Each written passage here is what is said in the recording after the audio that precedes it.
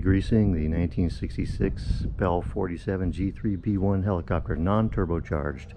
This greasing inspection typically done every 25 hours per the maintenance manual. However, we will be doing it every 10 hours to ensure longer component life. The greasing will be done in accordance with the Bell 47 manual, and we will walk through the whole process, which will take several hours, starting from the rotor head down to the engine mounts and back to the tail. During this process, we will be following the maintenance manual. However, to make life easier, we have made a checklist hanging up right here that we can read while we do the greasing. So this checklist comes from the maintenance manual, which is fairly old, about 55 years old, and it has a diagram of the helicopter and symbology that shows you what kind of grease, how often, and where it should be applied on the helicopter, and some pretty good detail.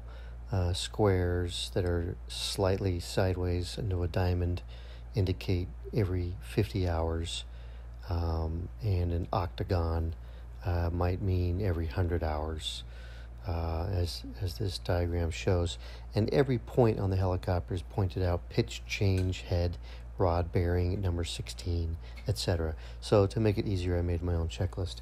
The grease back then was MIL G25537 and 3545 GHT, and these two greases are no longer found, and instead they are now known as Aeroshell 14 and Aeroshell 5.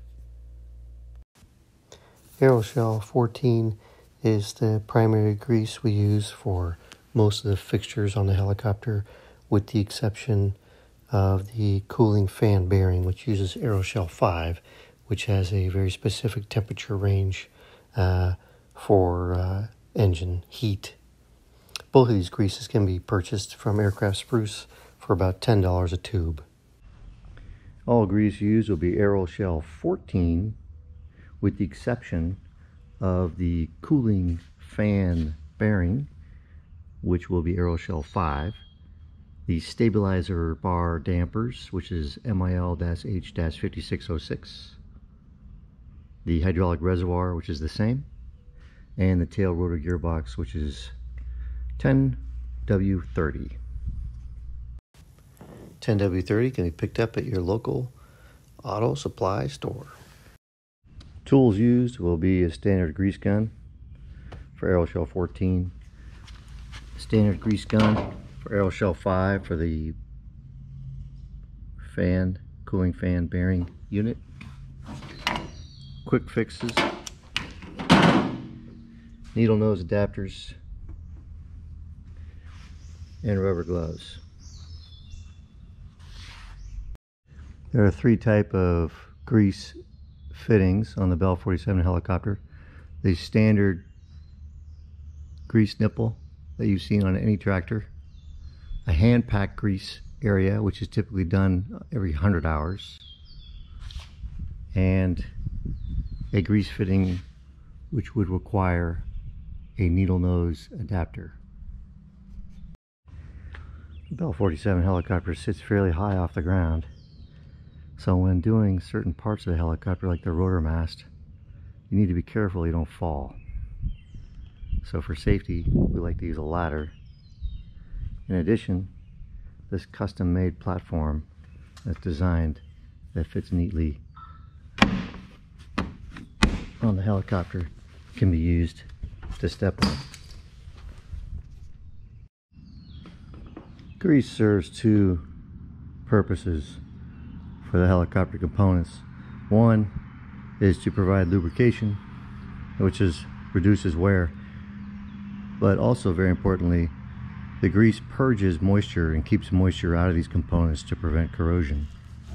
So when greasing, one of the things we like to do is pump the grease, as a rule of thumb, until the old grease has been removed, which may have contaminants and moisture, and fresh grease begins to appear. The maintenance manual does not provide an order in which to grease the helicopter, so I developed a flow starting from the top of the helicopter, working down, and then back to the tail.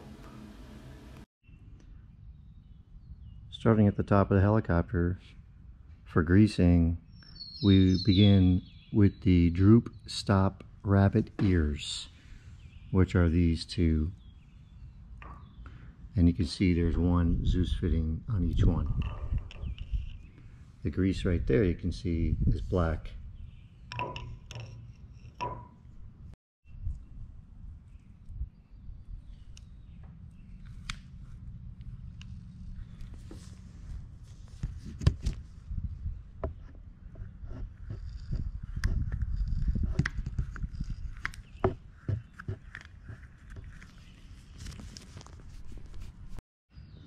The next component would be the pillow block gimbal bearings, which there are 4. Inside you can see the fresh grease that's displaced the old grease. You want to see that every time you do it. To push out the old grease, replace it with fresh grease. And this one bearing I didn't see any, so I have to do some closer looking on that one. Okay, and here we got some fresh grease that came out of the bearing. The next one we have are the blade grip bearings, which are 4. One on these on each side. There's one inside here. Actually, you have to access it from the other side. Next is the stabilizer bar pivot bearing, which there are 2. This is the stabilizer bar, which is the iconic feature of the Bell 47. To promote stability. As a note of trivia, when it was first developed, they added this to promote stability in 1947. It was so stable that they couldn't move the helicopter once it got in a hover. So they had to add the ability for the stabilizer bar to actually pivot. So this plane of rotation actually pivots, which allows you to actually fly the helicopter. Different than the Hiller, which apparently uses a stabilizer bar device to move the rotors. This is purely a stabilizing device. Some helicopters have them removed. They call them Texas no bar modification, and you'll see a diamond shaped head, and it allows the helicopter to be more responsive. Back to greasing. Another note about greasing is that if you apply 2 pumps to one side, you want to try to do 2 pumps to the other side. There's 2, there's 3.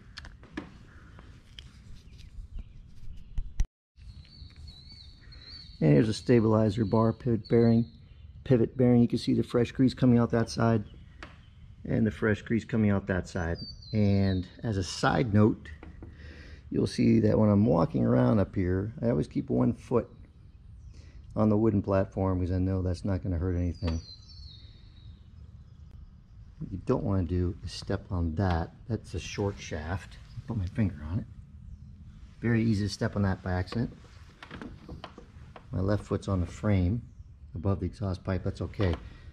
Always try to have 3 points of contact. When you're moving around up here, very easy to fall off or drop something, damage something, or yourself. The next is the stabilizer bar dampers, which are filled with 5606. We're checking the level, which is appropriate. There's one on each side. Typically those don't have to be done that much, probably once every 100 hours. And now we're moving our way down. We're going to come back in a little bit. There's a couple spots that require the needle nose adapter. We're moving our way down the rotor mast. There's a couple items that we skipped that require the needle nose adapter, which we will return to, but now we're moving down to the swash plate. Swash plate carrier bearings. There's one on this side and there's one on the other side. You can see some fresh grease coming out of the swash plate. Actually, it's old grease, fresh grease pushing it. Up here, with my fingers kind of going along, you can see there's a linkage for the collective. And that leads us to the next one, which is only one, the collective pitch yoke bearing, which we'll do next.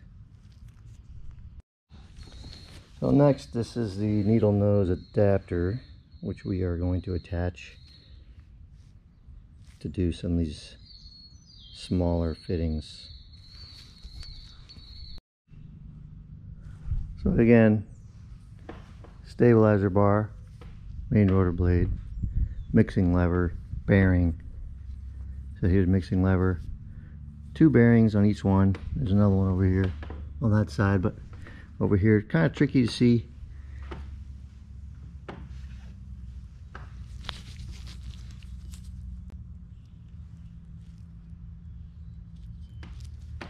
That's one. The other one's on this side. Way up here, this little gizmo right there. And then on the other side, there's 2 more, of course. So those will definitely require needle nose, and I do not think I'll be able to film that. I wish I had a helper. And the other mixing lever bearing on the opposite side is opposite, so it's upside down. So I might be able to film this one.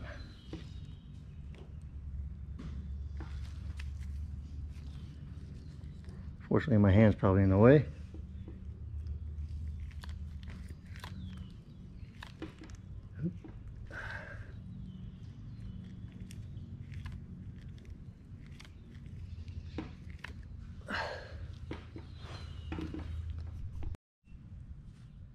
Okay, next above the swash plate you have the gimbal ring, and you have 4 needle bearings.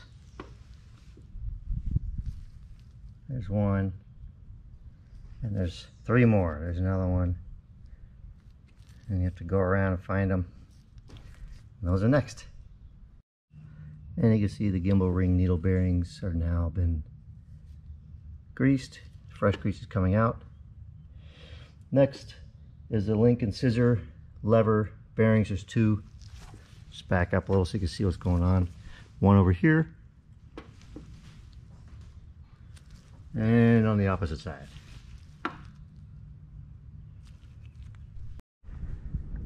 So this helicopter has hydraulic flight controls, meaning hydraulic assisted or boosted, collective, and cyclic,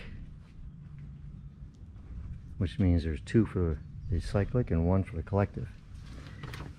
Back here behind the cabin, your hydraulics, and these each have a flight control cylinder. There's a bearing here. The needle nose adapter needs to be greased, which we will do now. There's one here, and there's one on the next one, and one on the next one. These 3 are pretty hard to get to, and then you got to hit it from the other side as well. So it's 6 points.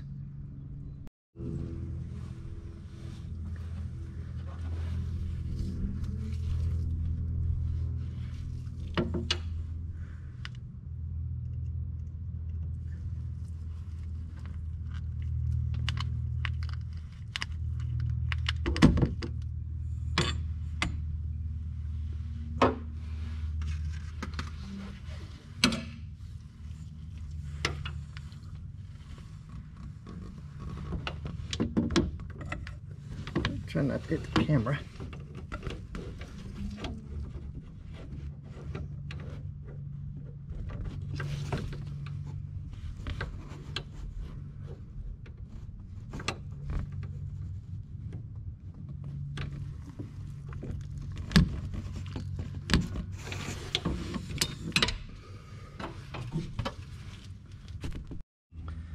And this is after greasing the other side. There's 1, 2, and 3.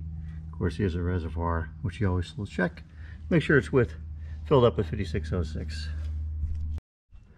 Now you have the 2 engine Sprague mount fittings. There's 1. This is the engine Sprague mount fitting right here. It's a standard fitting. And there's one on the opposite side. So another little tight squeeze coming from the left side of the helicopter. It's right behind the fan belts, unlike right there.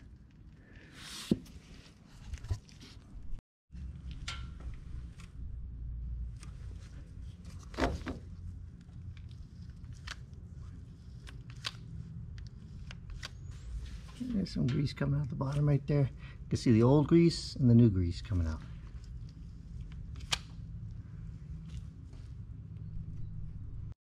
So next is the cooling belt fan bearing, which is located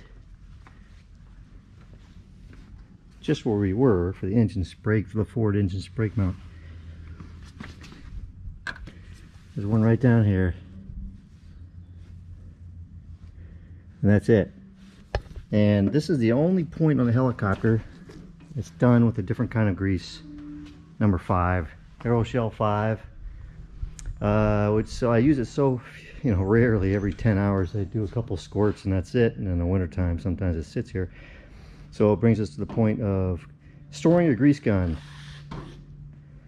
The moisture is going to come out of the grease over time, so if you leave it locked forward with pressure on the grease, when you start pumping it after sitting for a while, the first thing that's going to come out is a bunch of water, and you don't want to put that in your bearings. So when you store it with the charging handle out.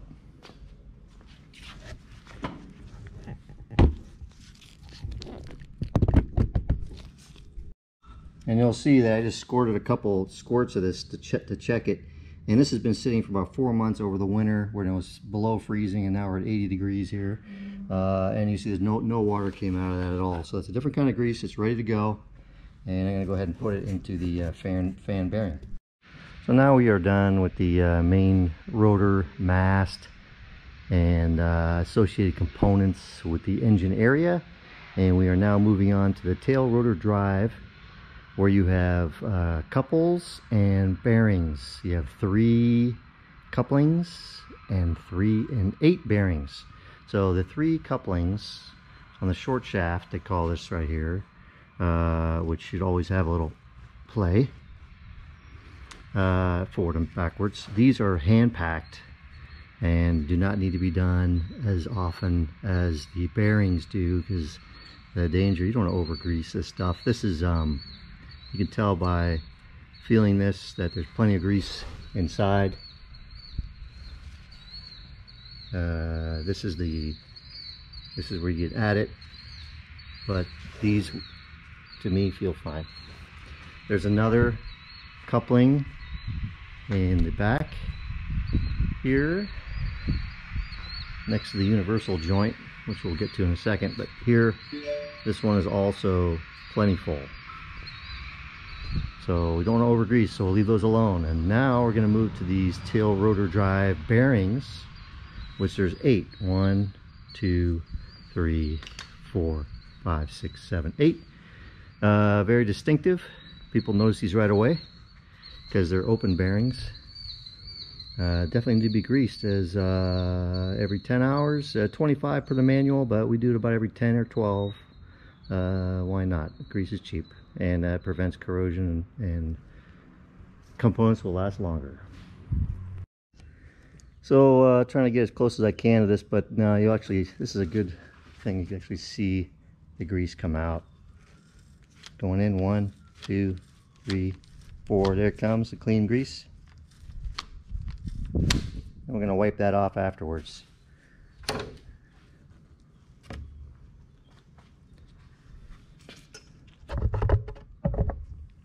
You can see this one as well. Probably the more satisfying parts of the job. I can stand on my feet. I don't need to be climbing around. Not so dangerous. You can see a little bit of dark stuff coming out. That's good. I want to get rid of that. And here's another one.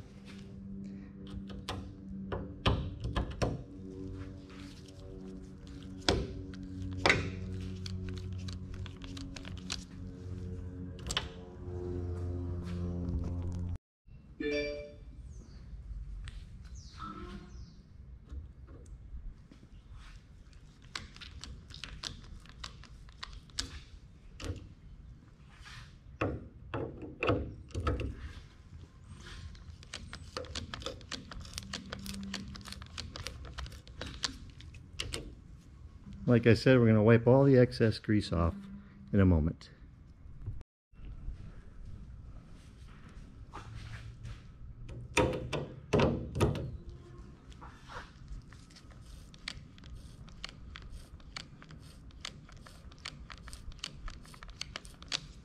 like to do a little extra, get the ribbons of grease out. It's more satisfying. It also purges any water that might be in there.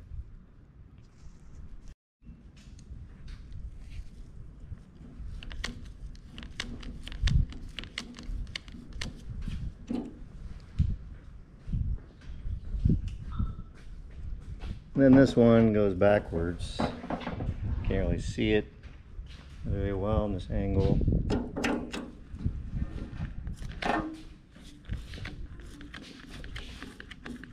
So I can see the ribbons coming out. Okay, now we're getting to the tail rotor. This one starts getting a little interesting. It's not as straightforward because unlike these open bearings here that you can see your progress that you're making, these back here you have the universal joint, which we're going to get to in a second. But before we deal with that, let's look back here at the extension shaft. Going back to the tail rotor, there's two bearings, one here and one here. Interesting, easy fittings, no problem. The thing is that their bearing is inside the shaft. So this one, you can see the progress as you pump in the grease. We'll see the ribbons right there. However, this one here, you won't see anything. So as a rule of thumb, you just give it a pump and that's it. Because if you do any extra grease, what happens is it fills up the extension shaft, and when they take this off, it's just full of grease, which is not a big deal. But I've been told that sometimes when these come off, this entire thing can completely be filled. It'll actually just one pump is all we're going to do in that bearing there.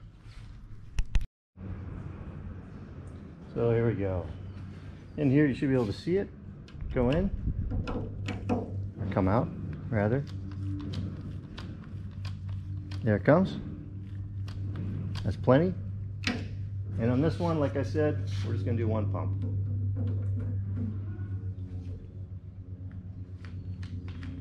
Okay, I lied. Two pumps. And here's a universal joint. Very important to keep this greased because they're expensive and sometimes difficult to get to or find. There's one fitting inside there. It's a standard fitting. However, a lot of times we can't get the grease gun around that, so we'll use the needle nose to pump it in.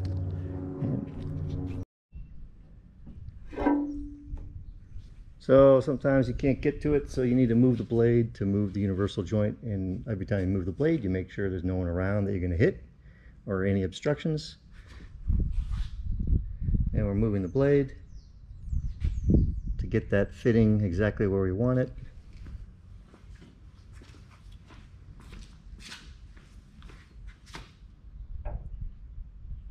Use a needle nose.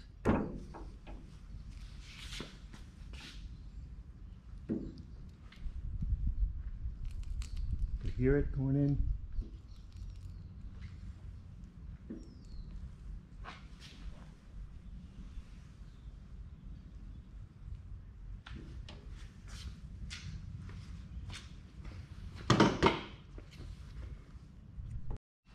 And you can see I did about 2 pumps, and you can see a little fresh grease came out right there.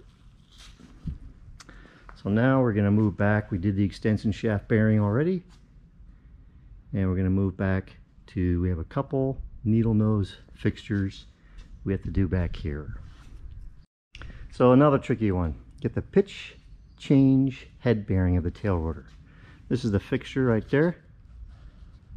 Very small needle nose, easy. Just pump that thing up, right? Wrong. Grease goes all the way down the shaft. It's going to come out over here at this end if you put too much in. One way to see if it's already been over greased is to spin this right here, and sometimes you'll see grease pop right out. This one looks like to me it is not over greased, which is rare. Oh, a little bit's coming out right there. Oh, see, there it comes. And you see it's dirty too.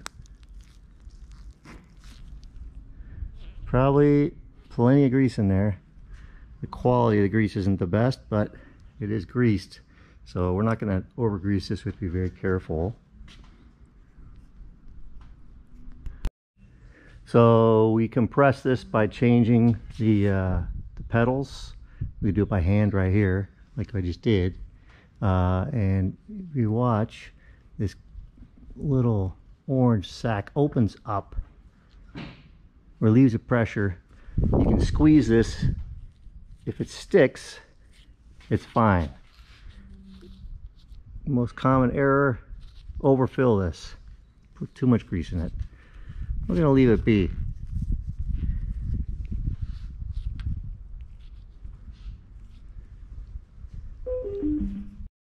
So we'll keep an eye on that, but we're probably not going to grease that right now.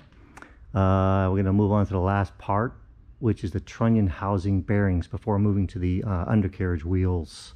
So trunnion housing bearings, we have two. Needle nose fitting, there's one there, and there's one on the opposite side. So let's give them a little grease.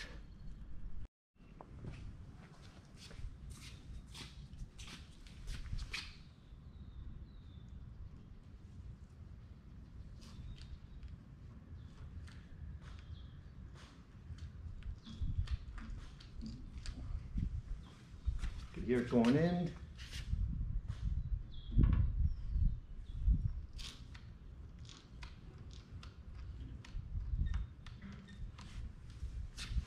You can actually see it coming out right outside here. I'll show that to you in a second.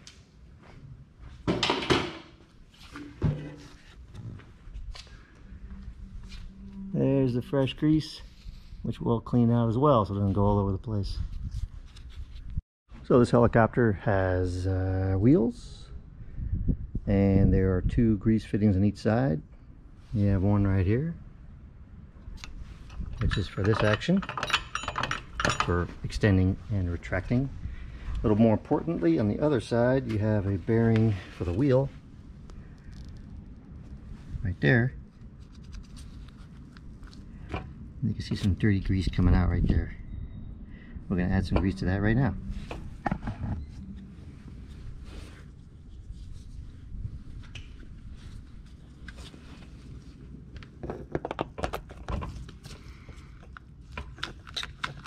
It's taking a lot. Here it comes. Some clean grease. This is a good one for the kids to do. And this one here, probably not as critical. And of course, we're gonna, after we do this, we're gonna do one on the other side. Oops.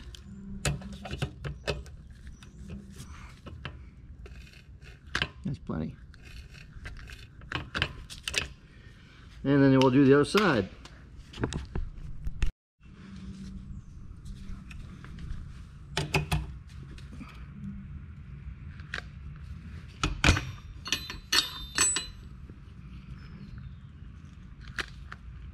This one's not going in that easily.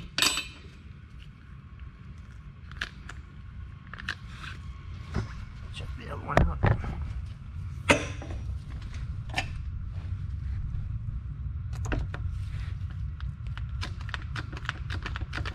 Dirty grease right there. It's amazing how dirty it gets just rolling it in and out of a hanger.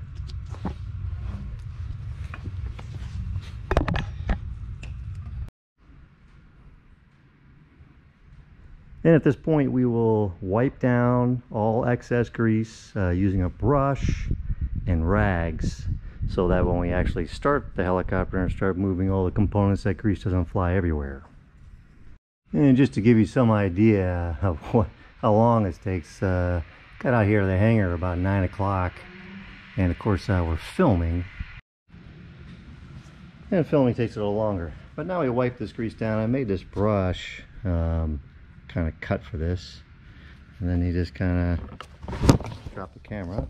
Okay, try that again. There you go. Just kind of sweep that right through in there and wipe the grease off.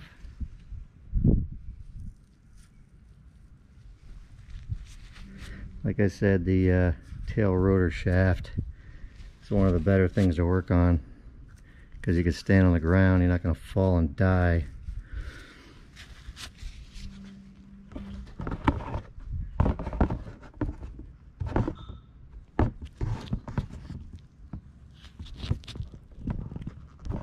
Apologize. Clean grease, that's good.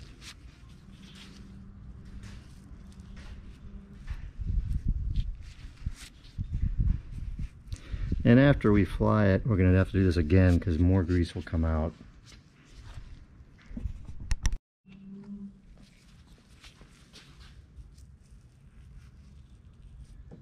See, that's a pretty good shot of some dirty grease and some clean grease. All of this comes under lubrication of your aircraft, preventative maintenance part 43,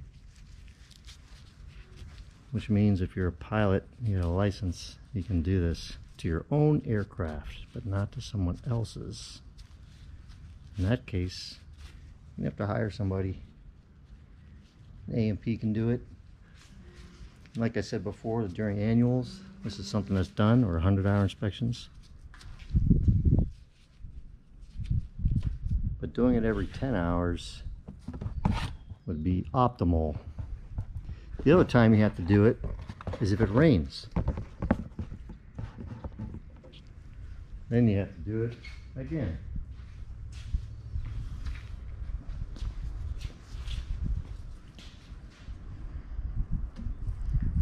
All these open bearings don't like it. They don't like rain.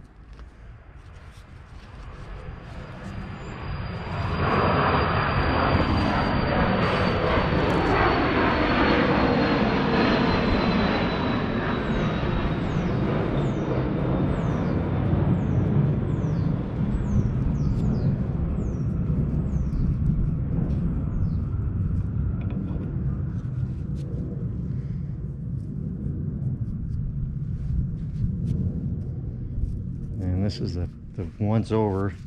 We're going to do it again after we fly it. There'll be more.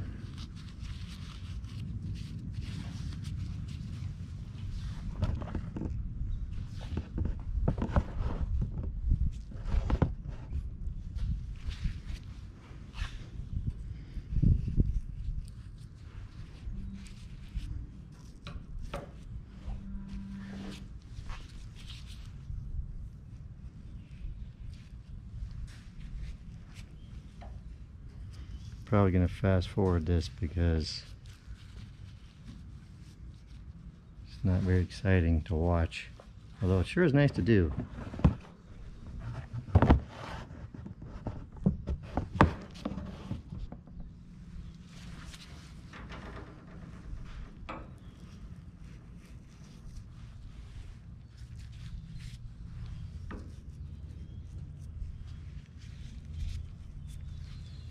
I saw a guy greasing the helicopter. He was going to go grease his Bell 47, and I was like, oh, he was going to do it. We went flying. He's like, hey, I'm gonna go grease it now. And it was like 4 o'clock in the afternoon. You know, how long is it going to take you to grease it? He's like, an hour.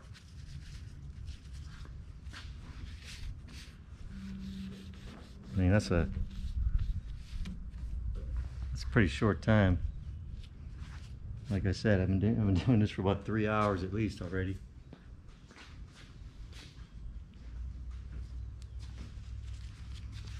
Flip it around to the one that's backwards.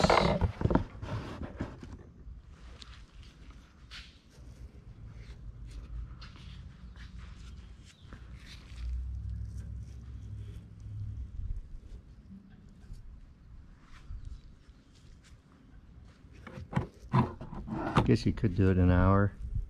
Just throw it in there, don't wipe it down. Of course, the helicopter he was flying was pretty greasy. It's pretty ugly. Hard to believe you're gonna get Bell 47 ugly.